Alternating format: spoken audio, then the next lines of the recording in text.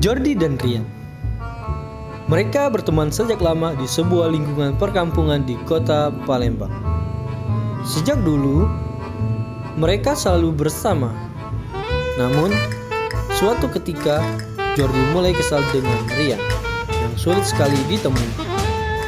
Ia merasa bahwa temannya itu sibuk dan terkesan menghindari setiap kali pertemuan di antara keduanya.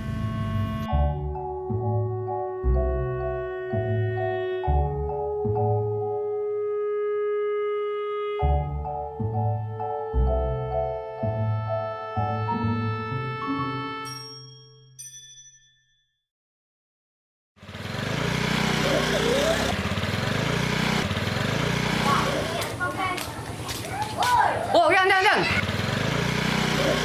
Kemana nih? Sibuk nih, Yan. Jordi pun gelisah, kenapa temannya seperti itu. Ia mengingat-ingat apakah ia membuat salah kepada Rian, tetapi Jordi tetap yakin dia tidak membuat kesalahan apa-apa, apalagi salah bicara.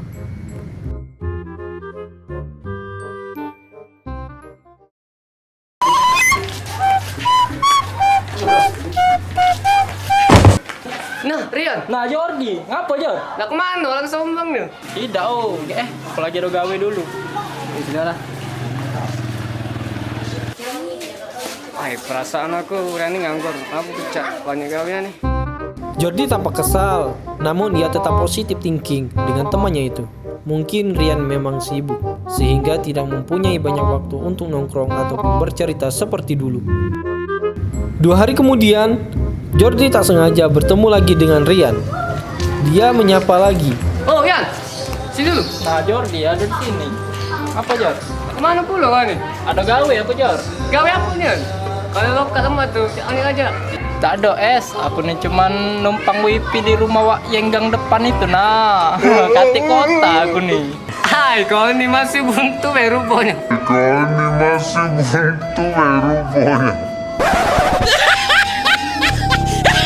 Kati kota aku nih.